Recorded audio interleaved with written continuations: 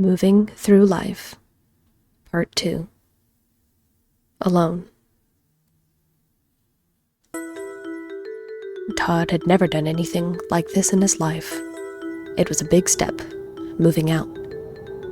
It wasn't an easy decision, but ultimately it's what he needed. The early 20s student had worked tirelessly on resumes, applications, and projects. Now, finally, it seemed to be paying off. Todd was accepted into his #1 choice to a master's program at the School of Engineering. He even earned a scholarship through an assistantship to pay for the venture. The only problem, if it could even be considered that, was it was far, really far. He would have to move out for the first time. It wasn't as though he didn't think he could survive on his own, adulting and managing an apartment and everything that went along with it. It was just the chance and the plunge into the unknown that had him on edge. His mother had been more than supportive through the entire venture, and his father expressed his concerns. Some of his siblings, the young twins, begged him not to go, while the other, a younger sister, excitedly discussed what she was going to do with his room. Through it all, he finally made the decision of moving out on his own. So, after weeks of preparation, he was now on his way down the driveway and riding the highway. The family tagged along for the ride, but couldn't stay long. They also decided to make the trip all in one day, starting early in the morning and driving all the way to the location. The young adult listened to music to occupy the time while he drove. The hours passed, and now, for the first time, he saw his new apartment. Time, on the road, seemed to inch by at a crawl through every road and every past exit. Now that he was there, time ran through his fingers like sand. Before he could turn his eyes and blink, Todd and his family had unloaded his car, the truck, and were out the door again to retrieve some of the final furnishings for the apartment. He barely had a chance to open some of his boxes of personal belongings before they all rushed away to eat dinner together as a family for the last time in a while. The end of the evening came, and Todd's family took up residence in a local hotel down the road, leaving the young adult to sit and absorb the situation. Rather than go immediately to bed, Todd decided to decompress and unpack a few personal items and sketch. Something about sketching layouts and plans of the apartment seemed appealing to him. Shay was encased in total darkness, other than a sliver of muted light for hours on end. The box had reached an uncomfortable warmth because of her body heat, and the entire circumstance had her sick to her stomach. She wasn't sure where she was. She definitely wasn't sure where she was going. More importantly, she was completely on her own. Everything left an odd mixture of bitter and acidic taste in the back of her throat. The young teen's mind was sent in complete panic for a time. The unknown was terrifying, and she had to stifle her sniffling and tears out of sheer terror of being discovered. After a while, however, she remembered her brothers would tease her if she were caught crying, and how her parents would scold her for giving up at the slightest challenge. She was a borrower, and borrowers never gave up. There was always a way. All she needed to do was find it. There, in the dark, she began planning and going through, step by step, everything she would need to do in order to get back home. There was an immense amount of jostling, and a few times she felt the contents of the box shift and slide, collapsing her hiding place significantly. There were the sounds of many different people, some young and some older. Then quiet. The box suddenly flooded with light, and the voice of the young man came flooding through. Yes, I just want to get a couple of these things unpacked before... The very tips of his fingers reached into the box and grazed the top of the notebook, concealing Shay's location. None of that! We have to get you furnished before all the stores close. Come on. The motherly voice cut his statement short. Shay ducked further down into the box, covering her nose and mouth, so the slightest squeak would be muffled. She heard the young man sigh, and the hand retracted. The sound of fading footsteps sent an unbelievable relief through Shay's body. It was several minutes of total silence before Shay dared to readjust herself to a more comfortable position. She used all of her concentration and listened, closing her eyes like her brothers taught her so she could focus clearly. The young teen could hear the sound of a refrigerator. She could hear the sound of the air ticking on. Otherwise, the apartment was empty. Now was her time. Shay crept out of her hiding place and took her time getting out of the box. She still had her hooks and lines as well as food and some supplies. It was enough. All she had to do was get into the walls. Maybe she could find someone to help her. Shay had confidence in herself and what few borrowing skills she possessed, but hadn't put any of them into practical application. Her brothers had told her of the dozens of times they had to improvise. Did she possess the same level of skill and intuition? There was only one way to find out. Shay slipped off of the edge of the cardboard and landed stiffly on the carpeted ground. She was in a room filled with boxes scattered everywhere, and a bed in the corner. Immediately scanning around the vicinity, there were 3 places she could hide. Under the bed, nearby shadow of the box flap, behind the door. She didn't know what else there was, and had another choice. Try to get into the walls, or get a lay of the land. She decided she needed to know where she was going to be borrowing from, and that it was safer when the humans were gone. There wasn't much time. Creeping along the sides of the walls and listening along the path, she inched along until she found a stack of nice tall boxes to climb up onto. The hook felt heavy in her hand as she pulled it from her hip and took a calming breath before swinging it as hard as she could. It soared through the air, but Shay had no such luck hooking it the first time, like she had at home. It took the borrower teen 3 times to latch the hook into the tower of cardboard boxes. Hand over hand, Shay climbed to the tip-top of the boxes and kept low to stare out across the vast human world. Humans were amazing. They made such large structures and moved about so quickly. They also had an uncanny ability of turning the world upside down, which is exactly how Shay felt as she stared out upon the vast room filled with boxes, feeling a sense of vertigo smothering her as she looked up and down and out. The walls were smooth and freshly trimmed. The lights were blinding white instead of the warm yellow. The walls were gray, and the electrical covers were fresh and white. The kitchen was on the other side of the room, but was bare from what Shay could see. The carpet smelled fresh and unused. Undoubtedly, the fibers would be coarse and rough, like they were in the bedroom. Shay knew she only had so many non-perishable items in the form of chips, and her water pack was already at its last sips. If she were going to make it, she needed to get to the kitchen and find help. The determined teen belayed down the line, forced the hook free from the cardboard, and began her trek to the kitchen. If she thought latching the cardboard boxes were hard, the next task was nearing impossible. The slick counters gave no amount of purchase for her hook.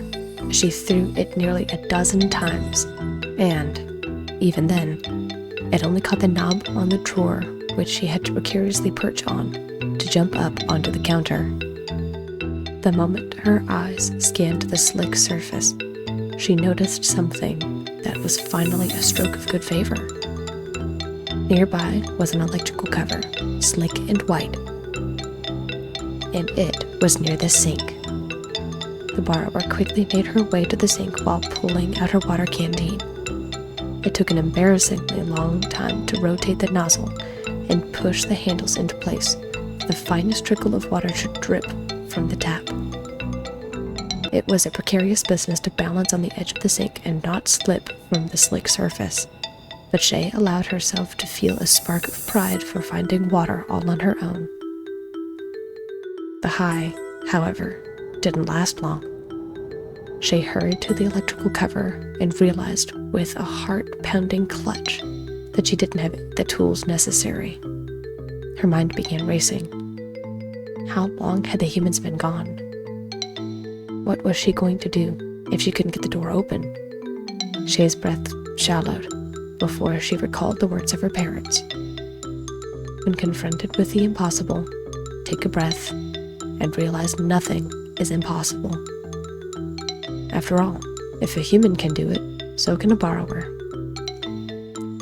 Her hand instinctually fell to the hook on her hip, and it hit her all at once. The ridge was just the right size to slip into the screw. She placed the edges together, feeling that familiar spark of excitement that made her heart race. She counted down in her mind. 3, 2, 1. With all of her strength, Shay threw all her weight to the side and braced the other arm to help break the seal. It all happened in slow motion. The side of the hook slipped out of the groove. Shay's momentum carried her cartoonishly slow through the air until she crashed onto the counter. Already, she knew a bruise was forming on her elbow. This would not stop the determined girl. She repeated the motion again and again and again. She didn't slip as epically as she had the first time, but each attempt proved just as futile as the last. She tried everything from trying to walk while pressing her hook into the screw and having her feet slide out from under her, to using her leg to kick at it. Out of breath, Shay stared at her metallic nemesis when she was suddenly struck by a realization. It was a terrifying thought that stopped her heaving breath in her chest.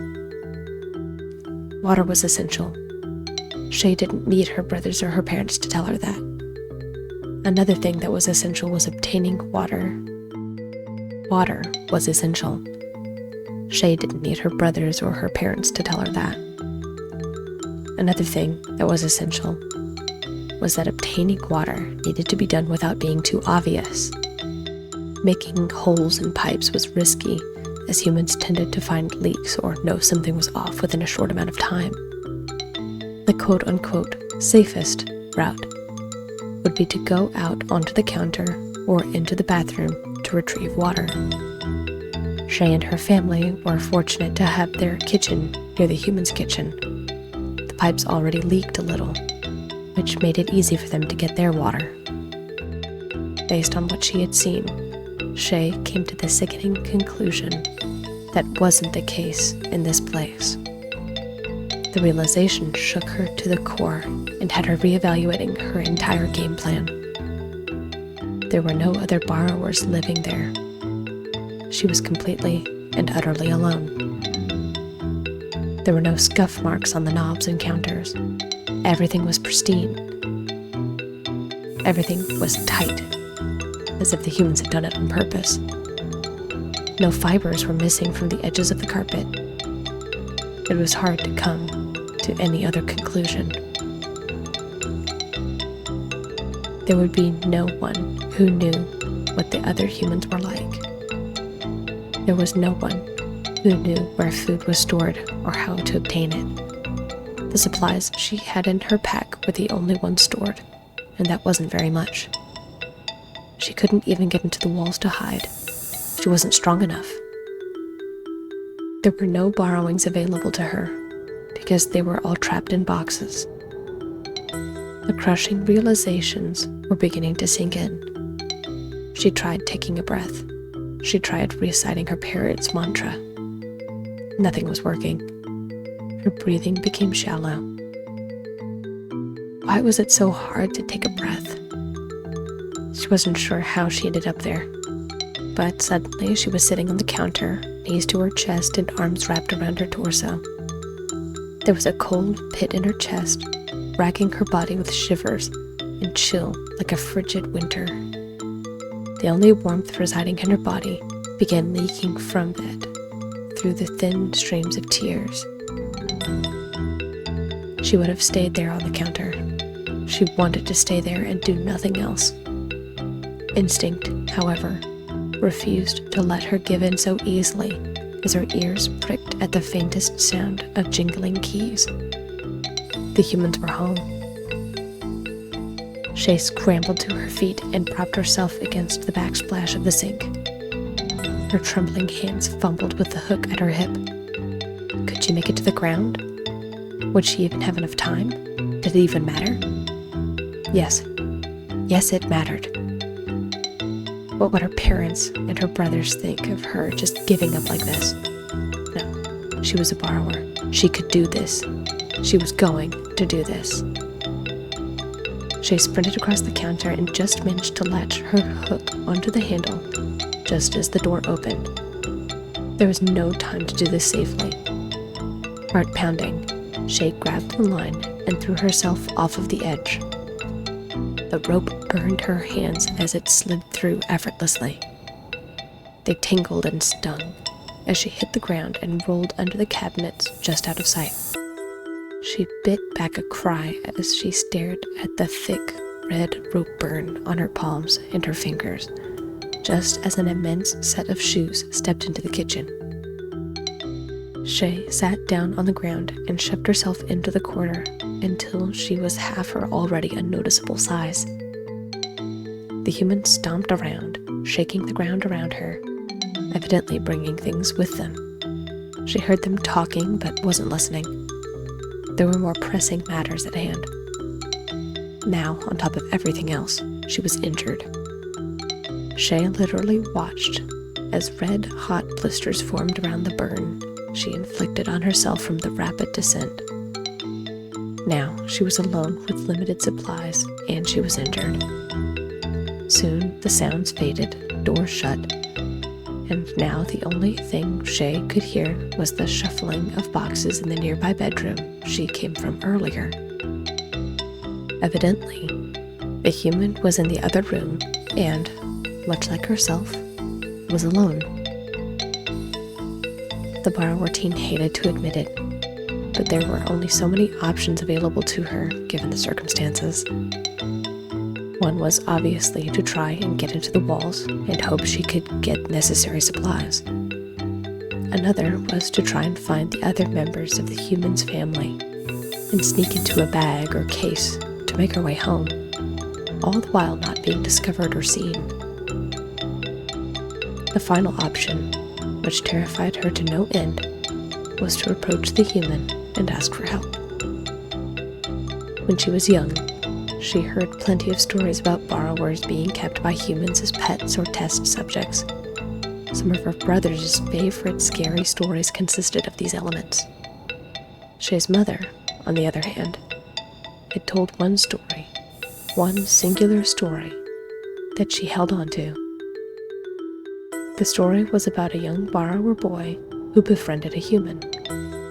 The human was sick and couldn't leave the bed without considerable difficulty, and that made her very lonely. So, taking a chance, the borrower spent time visiting the sick human, talking about the adventures he had and the things he would do. Shay couldn't remember how the story ended, but it was that sliver of hope of a borrower befriending a human that she clung on to. Limited supplies, injured, and alone, Shay could only hang onto that sliver of hope as she forced herself, trembling,